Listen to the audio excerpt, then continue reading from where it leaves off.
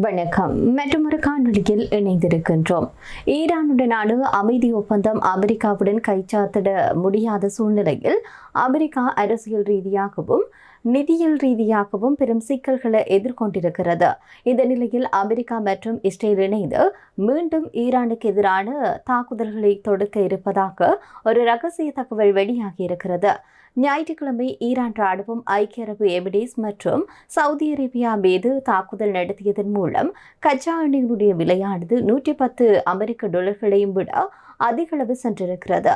இந்த இக்கட்டான சூழ்நிலையில் நியூயார்க் டைம்ஸ் வெளியிட்டிருக்கக்கூடிய செய்தியில் ஈரான் மீதான போர் என்பது மீண்டும் நடைபெற இருப்பதாகவும் அதற்கான ஏற்பாடுகள் நடந்து கொண்டிருப்பதாகவும் செய்தி வெளியிட்டிருக்கிறது.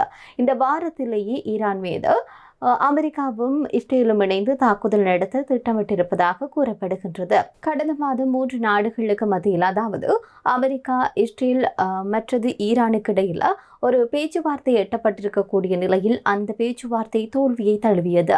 இந்த நிலையில் ஈரான் அணு ஆயுத திட்டம் மற்றும் பொருளாதார தடைகள் தொடர்பாக பேச்சுவார்த்தை என்பது தோல்வியில் முடிவடைந்திருந்தது. இதனைத் தொடர்ந்துதான் அமெரிக்கா அடுத்த கட்ட முயற்சிகளை முன்னெடுத்திருப்பதாக தெரிகிறது. தற்போது அமெரிக்காவில் நடக்கக்கூடிய கூட்டத்தில் அமெரிக்கா, இஸ்ரேல் இராணுவத்தினுடைய உயர் அதிகாரிகள் கூட கலந்து கொண்டிருப்பதாக கூறப்படுகின்றது. இந்த முக்கியமான ஆலோசனை கூட்டத்தில் ஈரான் மீது எத்தகைய பதில் தாக்குதல்களை முன்னெடுக்கலாம் என்பது தொடர்பாகவும் எவ்வாறான முன்மொழிவுகள் இடம்பெற வேண்டும் என்பது தொடர்பாகவும் கலந்தாலோசிக்கப்பட்டதாக கூறப்படுகின்றது. இந்த திட்டம் இன்னும் இறுதி செய்யப்படாத நிலையிலும் இவ்வாறான திட்டங்கள் பற்றி பேசப்பட்டிருப்பதாக கூறப்படுகின்றது.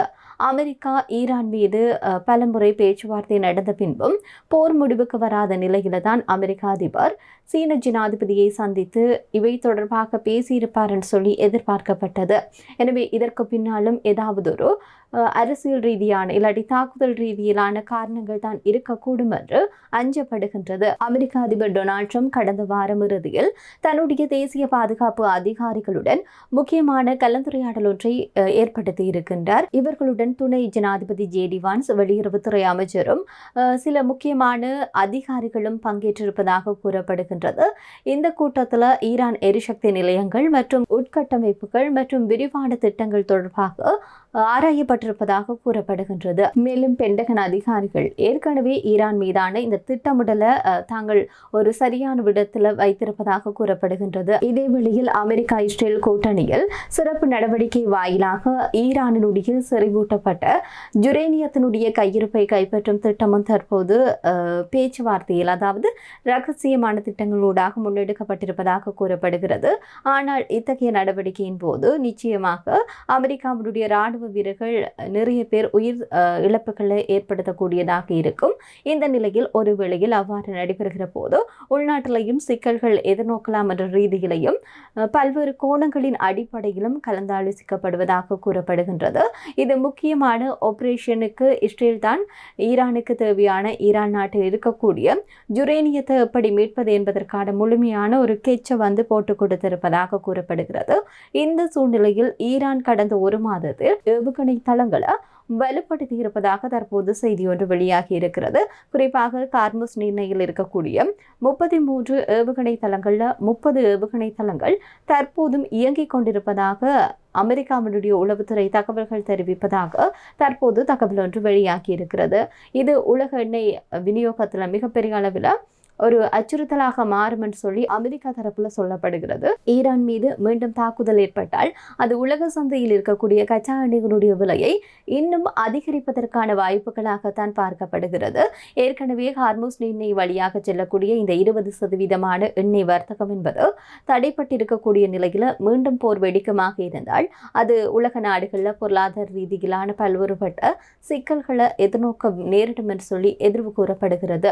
குறிப்பாக பெட்ரோல், டீசல் விலை, அதே நேரத்தில் பணவீக்கம், இதே நேரத்தில் தங்கத்தின் விலை, இப்படி எல்லா விதத்திலையும் அதே நேரத்தில் அத்தியாவசிய பொருட்களுக்கான ஒரு தட்டுப்பாடு கூட எதிர்காலத்தில் ஏற்படுவதற்கான வாய்ப்புகள் இருப்பதாக கூறப்படுகின்றது. தற்போது அமெரிக்கா மற்றும் ஈரான் இடையில் நடைபெற்று வருகின்ற இந்த பேச்சுவார்த்தைக்கெல்லாம் பாகிஸ்தான் தான் மத்தியஸ்தராக செயற்பட்டிருந்தது. ஆனால் அவர்களுடைய செயல்பாடும் என்பதும் தோல்வியை தான் தழுவிக்கொண்டது. இந்த நிலையில் மீண்டும் பேச்சுவார்த்தை நடைபெறுமா என்பது மிகப்பெரிய அளவில் கேள்விக்குறியாகத்தான் இருக்கிறது. இப்படியே இத்தகைய ஒரு நிலைப்பாட்டில் தான் தற்போது மீண்டும் போர் இடம்பெறுவதற்கான வாய்ப்புகள் இருப்பதாக சர்வதேச ஊடகங்கள் தகவல் வெளியிட்டு வருகின்றன. ட்ரம்ப் ஏற்கனவே சில விடயங்களை சொல்லியிருக்கின்றார். தொடர்ச்சியாகவே அச்சுறுத்தும் விதமாகத்தான் அவருடைய கருத்து பதிவு என்பது அமைந்திருக்கிறது. இந்த நிலையில் மீண்டும் போர் ஏற்படுவதற்கான வாய்ப்புகள் அதிகம் இருப்பதாக பார்க்கப்படுகிறது. இந்த நிலையில் ராணுவ நடவடிக்கைகளுக்கு அமெரிக்கா இஸ்ரேல் தயாராகி வருவதாக சொல்லப்பட்டிருக்கக்கூடிய இந்த தகவல் என்பது பெரும் பதற்றத்தை ஏற்படுத்தி இருக்கிறது. இதே நேரத்தில் இன்னும் ஒரு விடயமும் அதிர்ச்சியூட்டுவதாக வந்தது. குறிப்பாக அமெரிக்க ஜனாதிபதியான டொனால்ட் ட்ரம்ப் மற்றும் இஸ்ரேலுடைய பிரதமரான பெஞ்சமின் நெதன்யாகுவை குறிவைத்து 558.87 கோடி பரிசு தருவதாக ஈரான் பாராளுமன்றத்தில் ஒரு மசோதா நிறைவேற்ற இருப்பதாக சொல்லப்படுகிறது. இந்த மசோதா பற்றிய தகவல் வெளிவருவதற்கு முன்பே அரசு ஊடகமாக இருக்கக்கூடிய மசாப் ட்ரம்பை கொள்ளுங்கள் என்ற ரீதியில் ஒரு தலைப்பில் செய்தி வெளியிட்டிருந்ததும் குறிப்பிடத்தக்கது. அதில் ட்ரம்பை கொண்டு விட்டு ஈரான் அரசின் 50 மில்லியன் பரிசு தொகையை பெற்றுக்கொள்ளலாம் என்று செய்தி வெளியிட்டிருந்ததும் குறிப்பிடத்தக்கது. எனவே ஒரு பக்கம் ரகசியமான திட்டங்கள் முன்னெடுக்கப்படுகிறது, மறுபக்கம் அமெரிக்க ஜனாதிபதியையும் இஸ்ரேல் பிரதமரையும் கொள்வதற்கான திட்டத்தை அரசு ஆதரவுடன் நேரடியாகவே அவர்கள் மசோதாவாக கொண்டு வருவதற்கான முயற்சிகளை முன்னெடுத்துக் கொண்டிருக்கின்றார்கள். இனி அமைதி பேச்சுவார்த்தைக்கான இடமே இல்லை என்றுதான் சொல்ல வேண்டும். எனவே இப்படியான நிலைப்பாட்டில் எதிர்காலத்தில் எவ்வாறான மாற்றங்கள் நிகழ இருக்கிறது என்பது தொடர்பான மிகப்பெரிய ஒரு அச்ச நிலையே ஏற்பட்டிருக்கிறது. மற்றும் ஒரு காணொலியில் சந்திப்போம். நன்றி.